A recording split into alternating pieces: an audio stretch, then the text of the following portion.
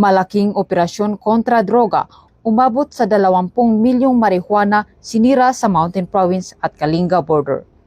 Sa pamumuno ni Police Colonel Marcelo B. Polig, Provincial Director ng Mountain Province Police Provincial Office, matagumpay na sinira at sinunog ng pinagsanib na puwersa ng Mountain Province Police Provincial Office, Philippine Drug Enforcement Agency Mountain Province, Provincial Legal Office, at Provincial Intelligence Team Mountain Province Rio 14 ang tinatayang 100,000 fully grown marijuana plants sa bulubunduking hangganan ng Sadanga Mountain Province at Tinglayan, Kalinga noong Hulyo 12 ng taong kasalukuyan.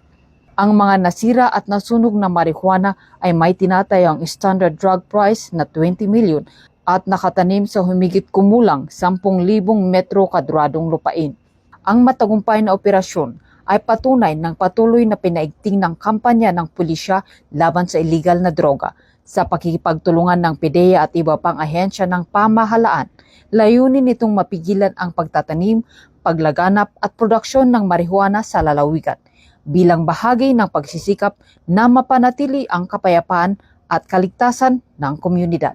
Mula dito sa Mountain Province, ako po ang inyong PNN Correspondent, Police Corporal Marjorie Niteo, alagad ng batas, taga-taguyod ng Balitang Pulis.